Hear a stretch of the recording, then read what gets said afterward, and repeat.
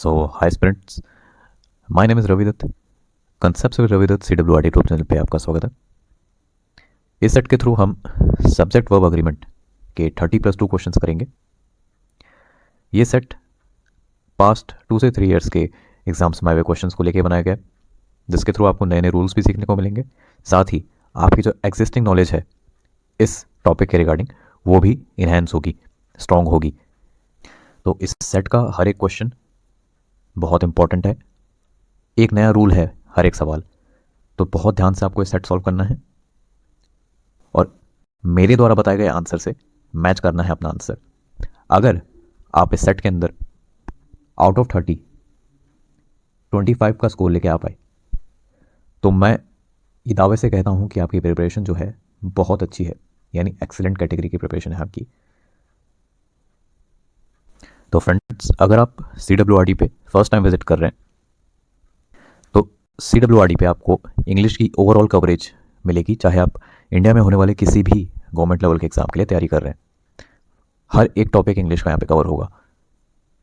आपको trending vocabulary के साथ साथ रीडिंग कॉम्प्रिहेंशन प्लस ग्रामर के टॉपिक्स, उनके मॉडर्न यूजेस, प्री और मेंस में कैसे सवाल आ रहे हैं वो, प्लस एग्जाम्स में कैसे अप्रोच ली जाती है, इस चीज़ की डेडिकेटेड वीडियोस भी देखने को मिलती रहेंगी।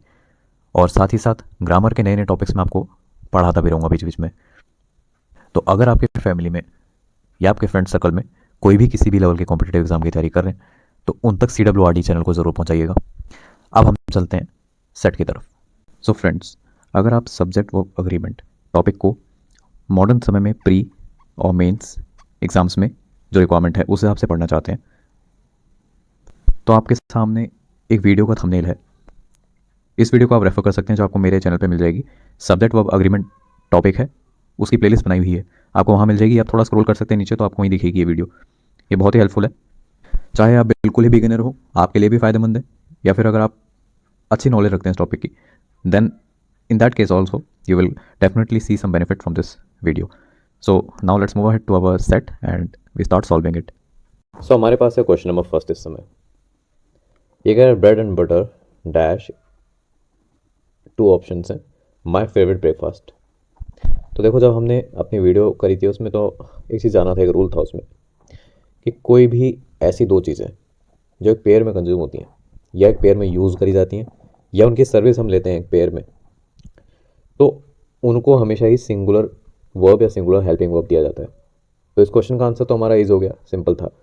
लेकिन यहाँ ब्रेड एंड बटर लिखा है, अगर यहाँ ब्रेड एंड जैम लिखा होता, फिर एग एंड टोस्ट लिखा होता, या फिर टी एंड बिस्किट लिखा होता, तो भी सेम ही सेंस था और यहाँ पे सिंगुलर ही हेल्पिंग वर्ब होती।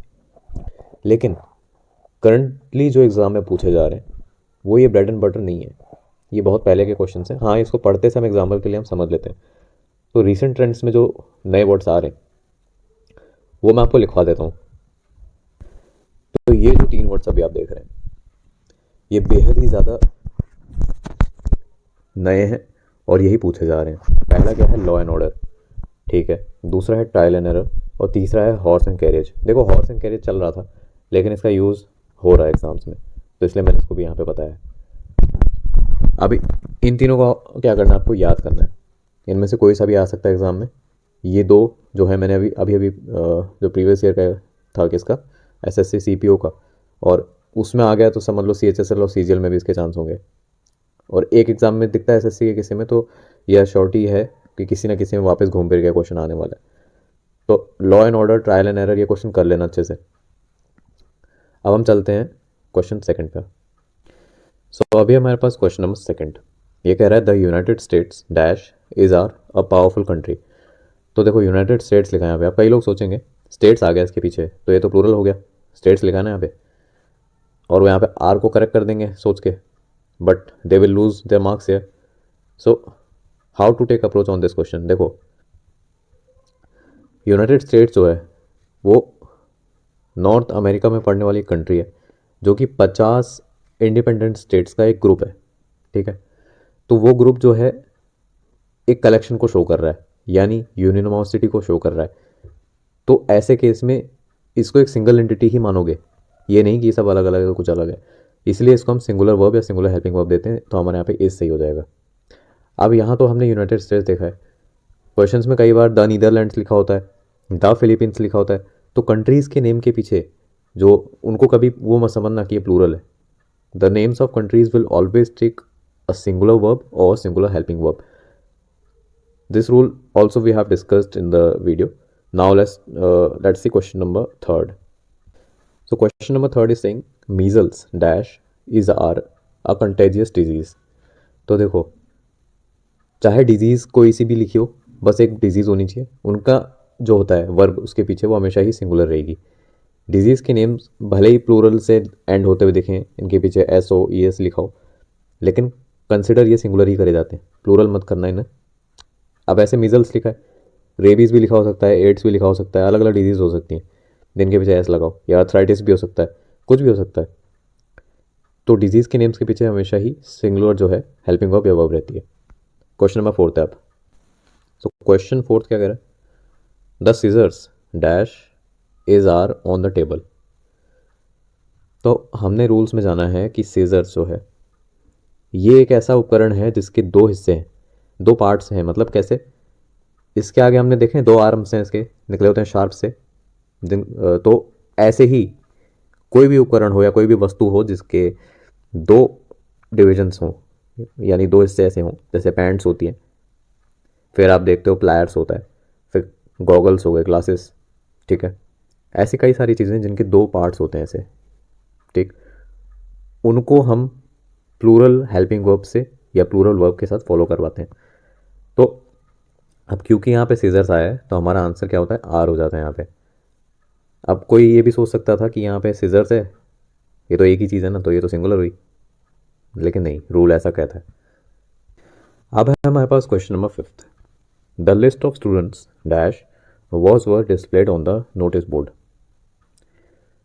तो हमने एक चीज़ जानी है, देखो नो मैटर आपने क्या रूल पढ़ रखा है, कुछ भी हो, मेरा कंसेप्ट यहाँ पे जो है वो ये सिंपल सा है। देखो, अगर आपको ऑफ मिल रहा है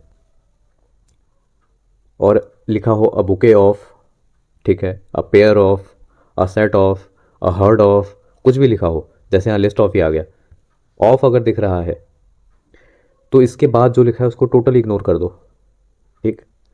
और ऑफ से पहले जो भी नाउन है या जो भी कुछ भी लिखा है वो अगर सिंगुलर है तो सिंगुलर वाले को मार्क कर दो। वो अगर प्लूरल, जैसे यहाँ लिस्ट लिखा होता तो हम वर्ड को सही करते, यहाँ लिस्ट लिखा है तो हमने वर्ड को सही कर दिया। ये रूल ध्यान में रखना। ये जो ऐसे कंसेप्ट हैं, ये कई बार क्या होता है ना, बहुत ट्रिकी वर्ड्स लिख देते हैं इस जगह, तो स्टूडेंट्स ना वहाँ पे थोड़ा बहुत ये हो जाता है कि क्या मार्क करे करके सोचने में अपना समय वेस्ट कर देता है। तो ये रूल मैंने बना रखा है कि ऑफ देखो सबसे पहले हमेशा। अब हम जाएंगे क्वेश्चन 6 पे। क्वेश्चन 6 क्या कह रहा है, the majority of the audience was a were में से एक इंजॉइंग द शो। देखो फिर से आपको क्या मिल गया, ऑफ दिख रहा है यहाँ पे, आगे क्या लिखा भूल जाओ, मेजोरिटी ऑफ, ठीक है। मेजोरिटी को हम प्लूरलाइज नहीं कर सकते, तो ये सिंगुलर ही है, इसका मतलब इसके पीछे सिंगुलर ही वर्ब लगेगी, ये हेल्पिंग वर्ब, तो वॉज हमारा सही हो जाएगा। एक तो था मैंने अपने रूल से बताया, अब मैं आपको एक दूसरा और तरीके से भी समझा देता हूँ इसको। देखो ये कह रहा है ना, मेजोरिटी ऑफ ऑडियंस जो है वो शो को एंजॉय कर रही है, तो ऑडियंस जो है इसका एक बहुत बड़ा हिस्सा, ये हिस्सा मान लो, ये पूरा, इसको छोड़ दो साइड में जो बचा हुआ है, ये हिस्सा एंजॉय कर रहा है शो को। तो ये पूरा हिस्से को हम कलेक्टिवली बात कर रहे हैं, ठीक है, इस पूरे हिस्से को हम कलेक्टिवली देख रहे हैं कि ये एक साथ कुछ कर रहा है, क्या कर रहा है, एंजॉय कर रहा है शो को। तो इस कलेक्शन को हम सिंगुलर जो है वर्ब दे दे रहे हैं यहाँ पे, इसलिए। अब बजाय इसके कि आप इतना लंबा रूल उसको याद रखो, जो ऑफ वाला तरीका, ऑफ देखो आप पीछे देखो इसके क्या है, वर्ब उसके हिसाब से लगाओ, मार्क करो, आगे जाओ, ज़्यादा इसमें टाइम वेस्ट नहीं होगा।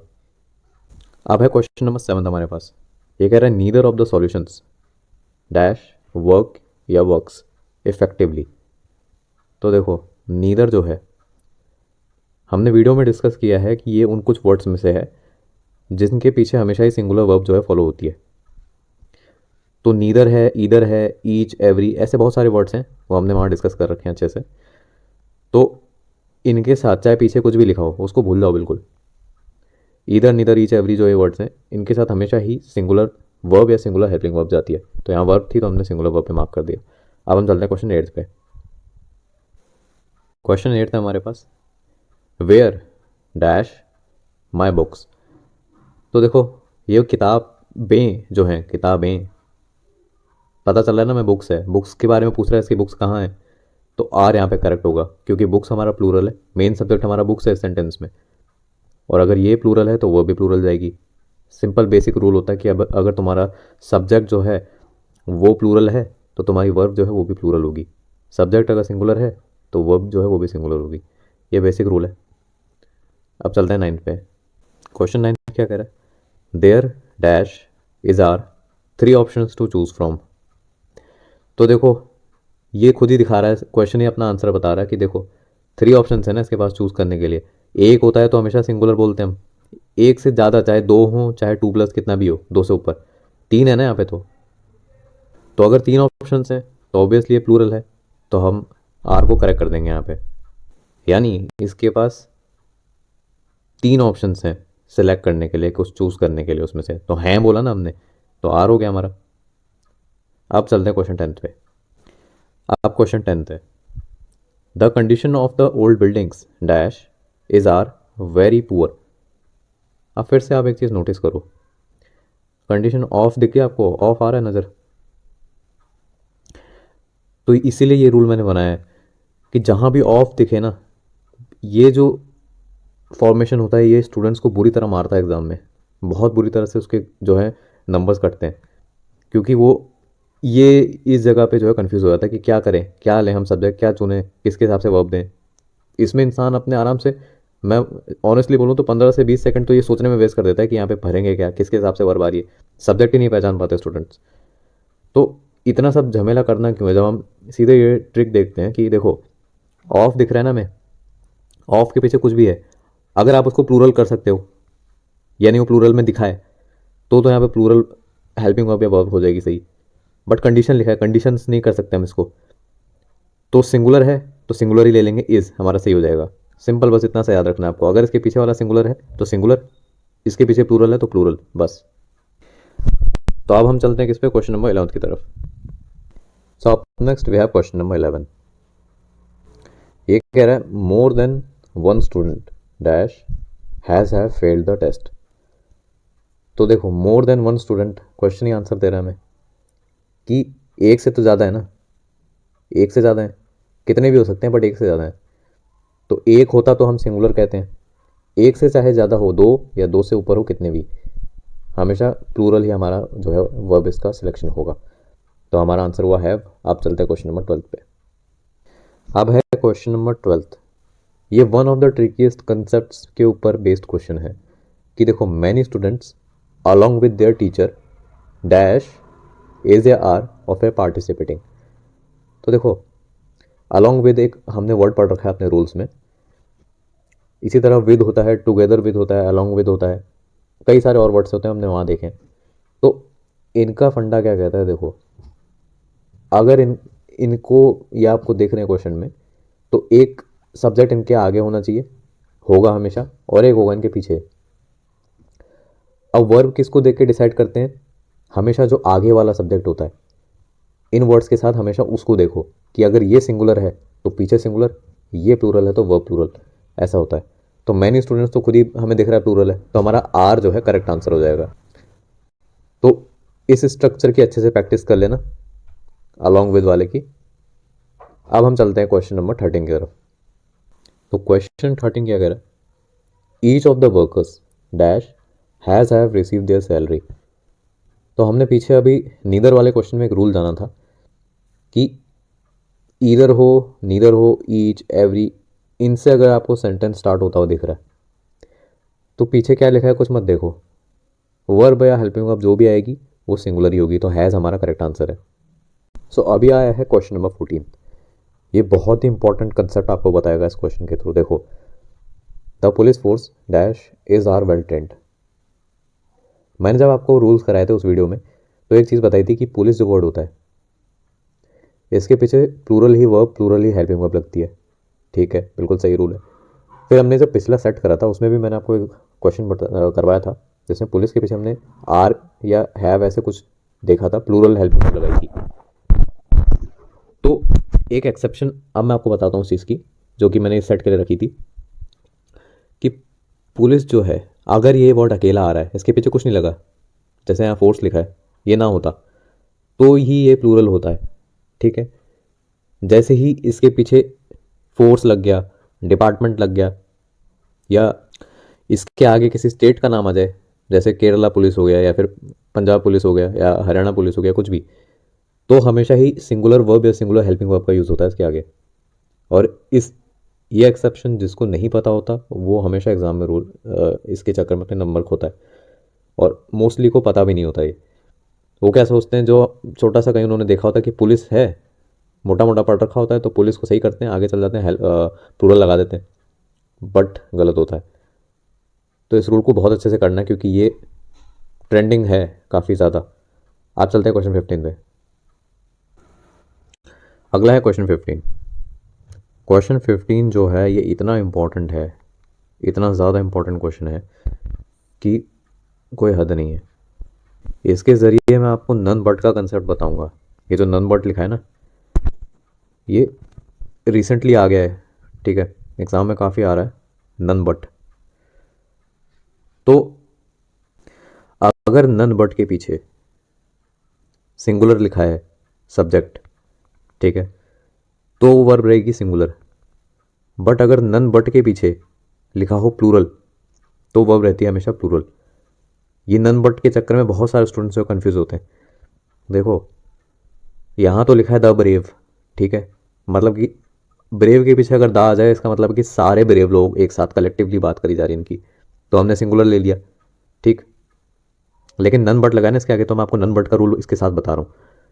अब अगर यहाँ पे लिखा होता none but the addicts, addicts बोला मैंने, तो none but the addicts were punished, ठीक है। ये क्वेश्चन एग्जाम में आया था, none but the addicts was a were में से एक भरना था, तो none but the addicts were punished, ऐसा वहाँ पे सही होता। तो ये इतना ज़्यादा फ्रेश वो है कंसेप्ट है कि आपको पता होना चाहिए ये। ऐसे बहुत सारे और भी कंसेप्ट हैं जो मैंने आगे सेट्स में आपको देता भी रहूँगा। और अब हम चलते हैं क्वेश्चन 16 की तरफ। इसका आंसर क्या था, डिजर्व्स, ठीक है। रूल समझ में आ गया आपके। अब चलते हैं 16 पे। अब है क्वेश्चन नंबर 16। बहुत ज़्यादा कंफ्यूज करने वाला कंसेप्ट आया है फिर से। देखो, the furniture in these rooms dash is are very expensive. तो अब ये क्वेश्चन जब एग्ज़ाम में आया था तो कई सारे स्टूडेंट्स ने क्या करा, the furniture in these rooms और इसको प्लूरल लगा के कर दिया मार्क, ठीक है। लॉजिक क्या देते हैं वो, कि कहते हैं यार फर्नीचर है रूम्स में काफ़ी सारा है, और यहाँ पे वो कहते हैं फर्नीचर्स भी होना चाहिए। कई कई लोग क्या करते हैं, क्वेश्चन को रिव्यू के लिए भेज देते हैं एसएससी के पास, ऐसा वो देख के जिनको पता नहीं होता है। तो इसका कंसेप्ट बताता हूँ आपको। देखो, फर्नीचर जो वर्ड है ये प्लूरल में भी ऐसे रहता है, सिंगुलर में भी ऐसे रहता है। कभी इसको फर्नीचर्स मत कर देना, ठीक है। चाहे आपको 10 फर्नीचर ही बताने हो कुछ भी तरह के, वो फर्नीचर ही बोला जाएगा, ठीक है। और हमेशा ही सिंगुलर वर्ब या सिंगुलर हेल्पिंग वर्ब लेता है। ऐसे बहुत सारे वर्ड्स हैं, कुछ मैं बता देता हूँ। जैसे कि सीनरी होता है एक, ठीक है, एक होता है लगेज, एक होता है बैगेज, ठीक है। बहुत सारे हैं। अगर आप वो वीडियो देखोगे उसमें, आप जिन्होंने देखी होगी उनको पता है कि उसमें कितने सारे वर्ड लिखवा रखे हैं मैंने। तो ये हैं, ठीक है, रूल है। फर्नीचर, फिर सीनरी, लगेज, बैगेज, ऐसे वर्ड देखते हैं, इनके पीछे हमेशा सिंगुलर ही लगता है वर्ब। आप चलते हैं क्वेश्चन 17 पे। Not only the students but also the teacher, ठीक है, प्रेजेंट। कंसेप्ट हमने जाना था कि नॉट ओनली बट ऑल्सो, ऐसा स्ट्रक्चर हो, ईदर और हो, नीदर नॉर हो, इस टाइप के जो भी स्ट्रक्चर्स आते हैं हमारे पास, ठीक है। तो हमेशा ही ऐसे केस में जो पिछला वाला होता है, जैसे नॉट ओनली बट ऑल्सो में बट ऑल्सो पीछे लिखा है, इसके बाद जो सब्जेक्ट होगा हमारा, इसका नंबर देखो। अगर ये सिंगुलर में है तो वर्ब वॉज करेक्ट है, अगर ये प्लूरल में है टीचर्स लिखा होता तो वर करेक्ट हो जाता, ठीक। तो इन स्ट्रक्चर में हमेशा पीछे वालों को देखा जाता है। तो हमारा तो सिंगुलर है द टीचर, तो हम वॉज को ठीक कर देंगे, आगे चलेंगे। Now we have question number 18। What dash the reason for this delay. तो देखो, हमारा इसमें इज़ करेक्ट हो जाएगा, what is the reason for this delay? Easy question है ये तो। आप चलते हैं क्वेश्चन 19 पे। क्वेश्चन 19 क्या है? The Arabian Nights dash is are a famous book. तो देखो, कोई भी बुक का नाम हो, जैसे अरेबियन नाइट्स क्या है, एक बुक है। फिर इसी तरह कोई मूवी का नाम होता, बुक का नाम होता, मूवी का नाम होता, ठीक। अगर आपको यहाँ दिख रहा है कि ये प्लूरल लिखा है तो उसे प्लूरल समझ के प्लूरल मार्क मत कर देना, गलत हो जाएगा। इनके नेम हमेशा ही सिंगुलर कंसिडर करे जाते हैं और सिंगुलर वर्ब या सिंगुलर हेल्पिंग वर्ब लेते हैं, सिंपल रूल है। तो अब है हमारे पास क्वेश्चन नंबर 20। क्वेश्चन 20 कह रहा है 20 rupees dash is are not enough to buy this item. तो देखो यहाँ पे आया 20 रुपीज़। 20 रुपीज़ जो है मनी का इंडिकेशन दे रहा है, ठीक। तो हमने अपनी वीडियो में ये रूल जाना था कि कोई भी ऐसा एक्सप्रेशन जो आपको मनी का इंडिकेशन दे, फिर टाइम का इंडिकेशन दे, या किसी मेजरमेंट का इंडिकेशन दे जैसे कि किलोग्राम, लीटर, ऐसा, तो उनके साथ हमेशा ही सिंगुलर वर्ब या सिंगुलर हेल्पिंग वर्ब का यूज़ होता है। तो ये क्वेश्चन बहुत से स्टूडेंट्स को कंफ्यूज करता है कि जब ऐसे लिखते हैं 20 रुपीज़, क्योंकि एग्ज़ाम का ही क्वेश्चन है तो हम ऐसे ही स्ट्रक्चर देखते हैं 20 रुपीज़, तो मोस्टली यहाँ पे आर कर देंगे सही, ये सोच के कि ये सही होगा, but this cost them some of their marks, तो हमेशा इज़ सही होगा। अब है क्वेश्चन 21। क्वेश्चन 21 कह रहा है my trousers dash is are in the washing machine. तो हमने अभी पीछे क्वेश्चन में देखा था सीजर का एग्जांपल। सीजर जो है इसके दो ट्विंग्स ऐसे होते हैं, ठीक। इसी तरह कोई भी ऐसा ऑब्जेक्ट, कोई भी ऐसी वस्तु, कोई भी ऐसा उपकरण जिसके दो पार्ट्स ऐसे निकल सकते हैं, जैसे कि पैंट होती है हमारी, उसके दो ऐसे टांगे होती हैं। फिर प्लायर्स होते हैं जो, उसके भी दो ऐसे ट्विंग्स होते हैं। फिर ग्लासेस होते हैं जो चश्मे, उस पर भी ऐसे दो होते हैं ये, ठीक। तो कोई भी ऐसा ऑब्जेक्ट जिसके दो पार्ट्स हों, या दो हैंड्स हो, दो आर्म्स हो, कुछ भी, उसे प्लूरल ही कंसिडर करा जाता है और उसके पीछे प्लूरल हेल्पिंग वर्ब सही हो जाएगी। तो हमारा आंसर है आर इस क्वेश्चन का। नेक्स्ट है क्वेश्चन 22। तो क्वेश्चन 22 क्या कह रहा है? The crowd dash was verb में से एक भरेंगे हम यहाँ पे, चीयरिंग लाउडली। तो अब देखो ये कह रहा है क्वेश्चन कि जो क्राउड था वो पूरा क्राउड ही जो है बहुत लाउडली चीयर कर रहा था, ठीक। तो क्राउड क्या है? कलेक्टिव नाउन है, ठीक। तो एक रूल है कि कलेक्टिव नाउन जो है जब वो मिलकर कोई एक्शन परफॉर्म कर रहा हो या मिलकर किसी एक्टिविटी में पार्टिसिपेट कर रहा हो, तो उस समय उसको एक सिंगल यूनिट की तरह देखा जाता है। तो अगर ये सिंगल यूनिट है, एक है, तो वह भी सिंगुलर ही लेगा, यानी वॉज हमारा करेक्ट आंसर होगा। अब है क्वेश्चन नंबर 23। 23 कह रहा है the data dash is are being analysed carefully. तो एक मैं आपको कंसेप्ट बता दूं कि जो वर्ड होता है डेटा, ये चाहे आप बहुत सारा डेटा जो है उसकी बात कर रहे हैं या एक स्मॉल स्केल छोटा सा डेटा, कुछ भी हो, डेटाज कभी नहीं होता, ठीक है। हमेशा डेटा ही होगा अगर आपको बहुत सारे डेटा की बात करनी है, ठीक। और वर्ब या हेल्पिंग वर्ब इस वर्ड के साथ हमेशा ही सिंगुलर रहती है, तो इज हमारा यहाँ पे करेक्ट आंसर होगा। डेटा की ही तरह हमने बहुत सारे और भी वर्ड कर रखे हैं अपने इस वीडियो में। तो अब चलते हैं क्वेश्चन 24 पे। तो अब आया क्वेश्चन नंबर 24। ये क्वेश्चन एक बहुत ही इंपॉर्टेंट रूल के ऊपर है बेस्ड। इस रूल का डिस्कशन जैसा कि हमने अपनी वीडियो में करा है, मैं आपको इसे समझाता हूँ। ये कह रहा है 1/3 of the students was verb में से एक एब्सेंट। तो रूल ये कहता है कि जब भी कोई ऐसा एक्सप्रेशन आए जो कि किसी फ्रैक्शन को बता रहा हो, सपोज फ्रैक्शन है ये, या बता रहा हो परसेंट को, तो इसके पीछे 3 केस बनते हैं। अब मैं मोटा मोटा वो तीनों केस डिस्कस कर देता हूँ।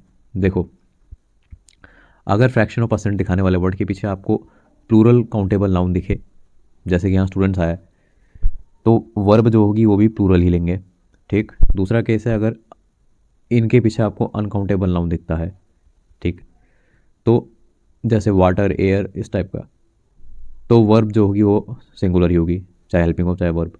और फिर कुछ ऐसे वर्ड आते हैं जिनको आप प्लूरल नहीं कर सकते हो, ठीक, वो वैसे ही रहते हैं, तो वो सिंगुलर ही फॉर्म में रहते हैं, उनके पीछे सिंगुलर ही वर्ब या हेल्पिंग वर्ब लेंगे। तो ये 3 केस बनते हैं। हमारा केस फर्स्ट जो है यहाँ पे सेटिस्फाई कर रहा है। ये काफ़ी ज़्यादा इंपॉर्टेंट कंसेप्ट है, तो इसको अच्छे से प्रैक्टिस कर लेना क्योंकि ये फ्रिक्वेंटली अपेयर होता रहता है। अब हम चलते हैं क्वेश्चन 25 पे। हमारा आंसर यहाँ पे होगा वर, क्वेश्चन 24 का। Up next we have question number 25। This is again based on one very important concept, और इस कंसेप्ट को आप आर्टिकल वाले चैप्टर में भी पढ़ते हैं प्लस सब्जेक्ट वर्ब अग्रीमेंट के चैप्टर में भी पढ़ते हैं। इतना ज़्यादा ये जो कंसेप्ट है मतलब एग्ज़ाम्स में आता है कि अगर आपको आए तो आपके नंबर पक्के हैं इसमें, और ये आएगा ही आएगा। देखो, रूल ये कहता है कि द प्लस कोई नाउन हो, ठीक है, बीच में एंड होना चाहिए, फिर से द प्लस कोई नाउन हो, और जो ये नाउन होगा ये किसी इंसान को रिप्रेजेंट करने वाला होना चाहिए। या तो किसी इंसान का पोस्ट बताइए, ठीक है, या कैसे भी करके आपको इंडिकेशन दे दे कि ये एक इंसान हो सकता है, ठीक, और ये भी पीछे। तो अगर 2 बार यहाँ पे दा होता है तो ये 2 लोग की बात कर रहा है हमेशा, ठीक है। अगर आपको 2 बार दा दिख रहा है, पीछे नाउन होने चाहिए, तो ये 2 अलग अलग लोग हैं। तो 2 अलग लोग हैं तो वर्ब भी प्लूरल लेंगे, ठीक, जैसा इस क्वेश्चन में देख रहे हैं हम। लेकिन दूसरा केस क्या कहता है? दूसरा केस कहता है जैसे कि यहाँ पे पहला जो है दा होना चाहिए, ठीक है, फिर एक नाउन होना चाहिए, एंड भी होना चाहिए, लेकिन दूसरे तरफ दा नहीं होगा, ठीक है, एक ही नाउन होगा। तो ये जो दा प्लस ये स्ट्रक्चर है ये सिर्फ एक इंसान को ही रिप्रेजेंट कर रहा होता है, ठीक है, पीछे दा नहीं होना चाहिए बस। तो अगर एक ही इंसान है तो वर्ब भी ये क्या लेगा? सिंगुलर ही लेगा। ये बहुत ज़रूरी कंसेप्ट है। इसको क्वेश्चन के लिहाज से मैं अभी इतना ही बताऊंगा और इसमें आप समझ भी गए होंगे। इन डेप्थ जानना है तो आप वीडियो को ज़रूर एक बार रेफर कर लेना। अब आया है मेरे पास क्वेश्चन नंबर 26। क्या कह रहा है ये? Each boy and each girl dash was were given a prize. तो ये क्वेश्चन जो है बेहद ही इंपॉर्टेंट है क्योंकि यहाँ पे जो रूल अप्लाई होगा वो हर एग्ज़ाम का फेवरेट है और कई सारे स्टूडेंट्स को पता नहीं होता तो वो यहाँ पे एक गलती करते हैं। अब देखो क्या है, रूल बताता हूँ पहले। जब भी आपको दिखे कि ईच प्लस कुछ नाउन हो, फिर से एंड है, उसका ईच प्लस कोई नाउन है, तो ऐसे स्ट्रक्चर में हमेशा ही सिंगुलर हेल्पिंग वर्ब का यूज़ होता है, वॉज आएगा यहाँ पे, ठीक। दूसरी चीज़, अगर यहाँ पे एवरी भी होता, every boy and every girl, तो भी सिंगुलर हेल्पिंग वर्ब आता या वर्ब आता, ठीक। तीसरा केस, अगर यहाँ पे ईच बॉय होता और यहाँ पे एवरी गर्ल होता एंड के साथ जुड़ के, तो भी यहाँ पे सिंगुलर ही आता, वर्ब या हेल्पिंग वर्ब, ठीक। तो ये 3 केस हैं, बहुत इंपॉर्टेंट रूल है और इस स्ट्रक्चर को कभी भी प्लूरल समझने की गलती बिल्कुल ना करें। बहुत सारे स्टूडेंट्स इसको प्लूरल मान लेते हैं और यहाँ पे वर्ब को ठीक कर देंगे and they will lose marks here, जिसका मतलब है सीधे कंपटीशन से बाहर। इसीलिए इतने बारीक रूल्स को भी पिक करना पड़ता है। अगर आप ये सोचो ना कि आज के समय में एग्ज़ाम आपको फाइट करना है तो एक एक रूल की बार की मतलब जो है आपको पता होनी चाहिए। तो क्वेश्चन 27 हमारे सामने। देखो, ये क्वेश्चन कह रहा है the number of accidents dash has have increased recently. तो हमने ये रूल पढ़ रखा है बहुत अच्छे से कि द नंबर ऑफ हो, द ग्रेट नंबर ऑफ हो, ठीक है, द लार्ज नंबर ऑफ हो। इनका एक काफ़ी इंपॉर्टेंट कंसेप्ट होता है और वो ये कहता है कि इन वर्ड्स के पीछे जो नाउन होगा या जो सब्जेक्ट होगा वो होगा प्लूरल फॉर्म में, ठीक है। फिर इनके पीछे जो वर्ब आएगी वो होगी सिंगुलर फॉर्म की, ठीक है। तो इस फॉर्मेशन का ध्यान रखना है। अब ये मेंस में बहुत ही ट्रिकी करके पूछा जाता है। उस वीडियो में आपको मैंने अच्छे से समझाया हुआ है। 5 क्वेश्चन लिए जिसमें से 2 इसी टॉपिक इसी रूल के ऊपर है, इसके ऊपर, और एक अ नंबर ऑफ वाले स्ट्रक्चर के ऊपर है। तो अ नंबर ऑफ भी आएगा। इनफैक्ट हमने पिछले सेट में उसे ही कर रखा है जो सेट फर्स्ट था। ये प्री लेवल का स्ट्रक्चर होता है जो इतना सिंपल होता है ना कि द नंबर ऑफ ऐसे ऐसे करके। प्री लेवल में ये स्ट्रक्चर होता है, बट मेंस में the language gets twisted, and इतना अच्छे से ट्विस्ट करा जाता है उसको कि जो है कि अच्छे से अच्छे स्टूडेंट्स भी जिन्होंने बहुत अच्छे से रूल्स पढ़ रखे हैं वो भी एक बार के लिए थोड़ा सा कन्फ्यूजन में आ जाते हैं। तो अब हम रूल फॉलो करते हुए चलते हैं, ठीक है। हमारा देखा कि हमने यहाँ पे नाउन क्या है, प्लूरल आ गया है। वर्ब लेंगे हम क्या, सिंगुलर, ठीक है। तो हैज़ हमारा सही हो जाएगा। The number of accidents dash has increase recently. अब करेंगे question 28। Now we have question number 28, ठीक। ये क्वेश्चन कह रहा है a fleet of ships dash is are sailing in the ocean. तो मैंने आपको एक कंसेप्ट बता रखा है ऑफ वाला, ठीक। हमेशा ऑफ के लेफ्ट में देखो, राइट में क्या है भूल जाओ उसको। अगर ये सिंगुलर वर्ड दिख रहा है यानी इसके पीछे एस ई एस नहीं लगा होना चाहिए बस, तो जो वर्ब लोगे वो सिंगुलर ही लोगे, ठीक है। अगर यहाँ कुछ और लिखा होता जो कि प्लूरल होता, एस ए आई एस लगा होता जिस पे, तो आप आर को सही करते, ठीक है। अब देखो ये जो सी डब्ल्यू आर डी कंसेप्ट है ऑफ वाला, ये कैसे आया था। जब मैंने प्रीवियस ईयर का एनालिसिस किया तो उसमें कई सारे ऐसे क्वेश्चंस हैं होते हैं जिसमें कि अ फ्लीट ऑफ कुछ भी ऑफ होना चाहिए बीच में, ऑफ वाला स्ट्रक्चर होता है। तो ये काफ़ी ज़्यादा कन्फ्यूजन क्रिएट करता है कि इसके आगे अभी तो आप शिप्स देख रहे हो लिखी हुई, पूरा फ्रेज होता है बहुत बड़ा बड़ा जब क्वेश्चन को कन्फ्यूजिंग बनाना होता है। तो वहाँ सब्जेक्ट पहचानने में लोग जो है टाइम वेस्ट कर देते हैं अपना, 15 से 20 सेकंड का समय उसमें जो है सब्जेक्ट आइडेंटिफाई करने में ही चला जाता है लोगों का। तो इस चीज़ को देखते हुए मैंने ये रूल बनाया था कि जब भी आप ऑफ देख लो बस कहीं ऑफ होना चाहिए, उसके लेफ्ट साइड को देखो बस, दैट्स इट। तो इस रूल को फॉलो करते हुए आपको चाहे कैसा भी स्ट्रक्चर दिखे वहाँ बिल्कुल कन्फ्यूजन का कोई चांस ही नहीं रहेगा, आपको सिर्फ लेफ्ट में देखना है। अब आगे चलते हैं क्वेश्चन 29 पे। क्वेश्चन 29 क्या कह रहा है, a great deal of effort dash is are needed to succeed. तो यहाँ भी हम अपना रूल अप्लाई करेंगे। देखो अ ग्रेट डील ऑफ दिख रहा है आपको, ठीक है। ऑफ के राइट में कुछ भी लिखा है उसको इग्नोर कर दो, लेफ्ट में क्या लिखा है, डील लिखा है ना, डील्स तो नहीं लिखा है यहाँ पे। अगर यहाँ डील लिखा है तो हम वर्ब जो है सिंगुलर लेंगे यानी इज का यूज़ करेंगे, यहाँ पे हेल्पिंग ऑफ इज आएगी, ठीक। बट सपोज करो अगर इस जगह डील ना लिखा होता और ये अग्रेड भी नहीं लिखा होता, सेंटेंस ऐसे होता डील्स, ठीक है, डील्स ऑफ, और यहाँ बिजनेस लिखा होता BUSINESS, ऐसे कुछ सेंटेंस जा रहा होता आगे, ठीक है। तो भी आप ऑफ को देखो, इसके पहले अगर प्लूरल है आप डील्स आ गए ना यहाँ पे, डील्स ऑफ बिजनेस। सपोज कर लो यहाँ आर गोइंग ऑन लिखा होता, deals of business are going on, ये सेंटेंस होता पूरा। तो यहाँ पे आर आया है, क्यों आया है, क्योंकि डील्स है यहाँ पे, ये मैं समझाना चाह रहा हूँ इस रूल के थ्रू। तो ये इतना हेल्पफुल है कि आपको बस लेफ्ट में देखना होता है, राइट में चाहे कितना ही बड़ा फ्रेज ही लिखा हो, पूरा सेंटेंस ही आ जाए इसके आगे कंफ्यूज करने के लिए। अब उसमें आप अगर सब्जेक्ट पहचानने लगे तो आपका बहुत समय वेस्ट होगा, इसीलिए सीधे लेफ्ट को देखो ऑफ के। अब हम चलते हैं क्वेश्चन नंबर 30 पे, जो कि लास्ट क्वेश्चन है सेट का। तो हमारा आंसर क्या होगा, a great deal of effort is needed to succeed. ये रूल काफ़ी ज़्यादा इंपॉर्टेंट है, इसीलिए मैंने ऐसे क्वेश्चंस भी उठाए हैं जो कि इस रूल पे बेस्ड काफ़ी ज़्यादा पूछे जाते हैं।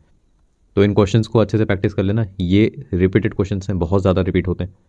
अब क्वेश्चन 30, अब क्वेश्चन 30 जो है ये एक बहुत ज़रूरी रूल के ऊपर है, और वो रूल क्या है, देखो यहाँ लिखा है 2+2, इसका आंसर तो होगा मिक्स, ठीक है। बट मैं आपको थोड़ा ये रूल समझा देता हूँ। जब भी आपको न्यूमेरिकल वैल्यू दिखती है, जैसे यहाँ 2 लिखा है, अगर यहाँ पे 12 भी लिखा होता, ठीक है, TWELV, अगर यहाँ 12 लिखा होता 12+12, ठीक है, और यहाँ ऐसे डैश दिया होता आपको, और यहाँ उसका सम बताया होता, क्या बताया होता, सम, ठीक है, 24 लिखा होता यहाँ पे 24, ऐसा सेंटेंस होता, तो भी यहाँ पे सिंगुलर ही हेल्पिंग वर्ब आती या वर्ब आती, जो भी था। तो रूल ये कहता है कि जब भी आपको प्लस दिख रहा है, ठीक है, दो नंबर्स, वही सेम नंबर इधर भी है, इसका सम का जो रिजल्ट बने वो इस तरफ दिया हुआ है आपको, 2+2, और इनका सम आपको पता है कि 4 होता है, ठीक है, आपको पता है कि इनका सम 4 होगा। ऐसे ही अगर 12+12 यहाँ पर 24 इंग्लिश में लिखा होता तो भी आपका आंसर जो है ये होता, यानी सिंगुलर हेल्पिंग वर्ब हम लेंगे ऐसे केसेस में। ये बहुत ज़्यादा इंपॉर्टेंट रूल है, बहुत ज़्यादा, क्योंकि यहाँ तो 2+2 लिखा है, कई जगह कुछ भी लिखा हो सकता है, क्योंकि उन्हें कंफ्यूज करना है आपको, ये चेक करना है कि कितनी नॉलेज रखते हो। 2+2 मेक्स 4, मेक मत कर देना इसको, यहाँ पे सीधे मार्क्स कटते हैं। So with these 30 questions we have completed our set. तो कितना आपने सीखा है और कितना आपको नॉलेज है, इसको चेक करने के लिए या इसको टेस्ट करने के लिए मैंने 2 क्वेश्चन इसके आगे पुट कर रखे हैं। क्या आप उन्हें सॉल्व कर सकते हैं? चलिए नेक्स्ट स्क्रीन पे चलते हैं। तो हमारे पास है question number 31 and question number 32। अगर इनका आंसर आप बता सकते हैं, आपको आ रहे हैं, तो कमेंट में ज़रूर बताना, चेक करते हैं आपको नॉलेज कितनी है। देन अगर आपको डिफ़िकल्टी हो रही है इसका आंसर बता पाने में या पता करने में, तो आप इंटरनेट का यूज़ कर सकते हैं, because these our previous year questions, तो आपको डेफिनेटली इसके आंसर जो है वहाँ मिल जाएंगे। तो वहाँ से आप इनको सर्च कर सकते हैं, इससे आपको प्रैक्टिस ही होगी अच्छी। फिर अगर नहीं मिल पा रहे आंसर या कोई और इशू है, तो कमेंट सेक्शन में बता देना, मैं इसका आंसर जो है आपको वहाँ प्रोवाइड कर दूंगा। फिर एक बात जो मैं हमेशा अपने CWRD के सब्सक्राइबर्स को और सभी व्यूअर्स को कहता हूँ कि अगर आपको कोई टॉपिक प्रैक्टिस करना है या उस पर कोई डेडिकेटेड वीडियो चाहिए जिसमें आपको पढ़ाया जाए, या वोकेबलरी से रिलेटेड कोई भी टॉपिक हो, कुछ भी, तो आप उसकी डिमांड की रिक्वेस्ट नीचे पुट कर सकते हैं कमेंट सेक्शन में। तो I will definitely provide you a video for that, और ये सुनिश्चित किया जाएगा कि जो उसके क्वेश्चंस की और जो उसका लेवल होगा वो बिल्कुल रीसेंट ट्रेंड्स के ही हिसाब से रखा जाए। और अगर आप CWRD के सब्सक्राइबर हैं तो मैं आपको थैंक्स करता हूँ कि आप मेरी सारी वीडियोस देखते हैं, उन्हें लाइक भी करते हैं। और फर्स्ट टाइम व्यूअर्स, अगर आपके फैमिली में कोई भी बड़ा भाई, छोटा भाई, या बड़ी बहन, छोटी बहन, कोई भी हो, या कोई फ्रेंड्स हो, फ्रेंड सर्कल में कोई भी जो किसी गवर्नमेंट एग्जाम के लिए प्रिपरेशन कर रहे हैं, उन्हें CWRD ज़रूर रिकमेंड करें। अपने साथ साथ उन्हें भी बेनिफिट दीजिए। आपके कोई ऐसे फ्रेंड्स हों जिनके साथ बैठ के आप सिलेक्शन लेने की बातें करते हैं, डिस्कशन करते हैं, प्लान्स करते हैं, उन तक भी इस चैनल को पहुंचाइए, क्योंकि अपकमिंग वीडियोस में बहुत सारा ज़रूरी कंटेंट, चाहे प्री हो चाहे मेंस हो, उसके लिए आपको मिलने वाला है। तो उसे आप बिल्कुल मिस नहीं करना चाहेंगे, इस लेवल का कंटेंट है। क्योंकि एक बात की एश्योरिटी आपको CWRD देता है कि एग्ज़ाम्स में क्वेश्चंस आपको यहीं से मिलेंगे, बिल्कुल सेम लेवल के, और बिना टफ क्वेश्चंस को स्किप किए यहाँ पे आपको सेट्स करवाए जाएंगे। तो फ्यूचर में बहुत सारा कंटेंट जो है आने वाला है, तो सब्सक्राइब करिएगा CWRD से। अब मिलते हैं अगले किसी कंसेप्चुअल वीडियो के साथ। Thank you so much.